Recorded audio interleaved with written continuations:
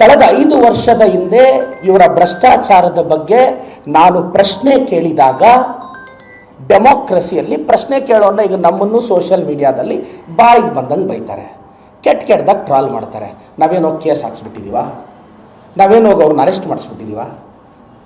ನಾವು ಸಾರ್ವಜನಿಕ ಜೀವನಕ್ಕೆ ಬಂದ ಮೇಲೆ ಇದನ್ನೆಲ್ಲ ಅಕ್ಸೆಪ್ಟ್ ಮಾಡಬೇಕು.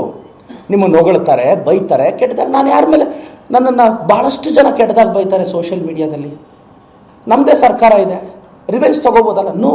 ಡೆಮೋಕ್ರಸಿಯಲ್ಲಿ ಕನ್ಸ್ಟ್ರಕ್ಟಿವ್ ಕ್ರಿಟಿಸಿಸಮ್ ಇರುತ್ತೆ, ಬಿಡಬೇಕು. ಅದನ್ನು ಜೀರ್ಣಿಸ್ಕೊಳ್ಳೋ ಶಕ್ತಿ ಇದ್ರೇ MLMP ಆಗಬೇಕು.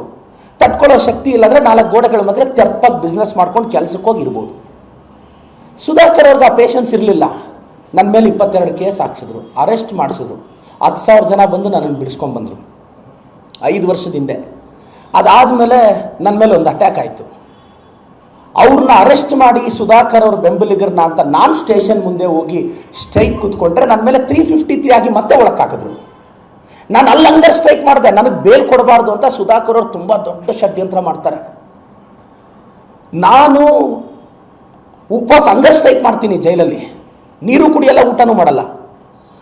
ಆವಾಗ ಪಬ್ಲಿಕ್ ಪ್ರಾಸಿಕ್ಯೂಟ್ರಿಗೆಲ್ಲ ಜಡ್ಜ್ ಅವರೇ ಹೇಳ್ತಾರೆ, ಆಗ ಜೈಲರ್ ಓಡ್ ಬರ್ತಾರೆ, ಸರ್ ಈ ಹುಡುಗ ನೀರು ಕುಡಿತಿಲ್ಲ, ಊಟ ಮಾಡ್ತಿಲ್ಲ, ಇವನ್ನ ಸತ್ತೋಗ್ಬಿಡ್ತಾನೆ ಅಂತ ಹೇಳಿದಾಗ ಆವಾಗ ಪಬ್ಲಿಕ್ ಬಂದು ಅವ್ರ ಅಬ್ಜೆಕ್ಷನ್ ಹಾಕಿ ನನಗೆ ಬೇಲ್ ಬರುತ್ತೆ. ನನ್ನ ಮನೆ ಹತ್ರ ಒಂದು ಸಲ ಸುಧಾಕರ್ ಅವ್ರ ಪೊಲೀಸ್ ಅವ್ರನ್ನ ಕರೆಸಿ ಅರೆಸ್ಟ್ ಮಾಡಿಸ್ತಾರೆ.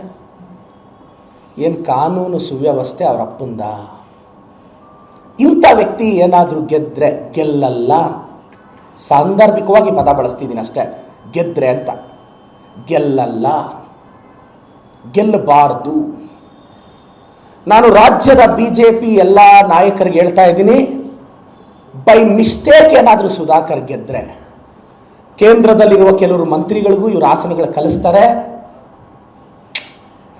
ವಿಜೇಂದ್ರ ಅವರು ಇರಲ್ಲ, ಯಾರೂ ಇರಲ್ಲ. ಐ ನೋ, ಯಾಕೆಂದರೆ ಅವ್ರಿಗೆ ತುಂಬ ಅಂದರೆ ಭಾಳ ಜನಕ್ಕೆ ಸಹಾಯ ಮಾಡ್ತಾರೆ, ಆತ್ಮಸಂತೋಷಕ್ಕೆ, ಆತ್ಮತೃಪ್ತಿಗೆ. ಸೊ ಇದು ನನ್ನ ವೈಯಕ್ತಿಕ ಅಭಿಪ್ರಾಯ.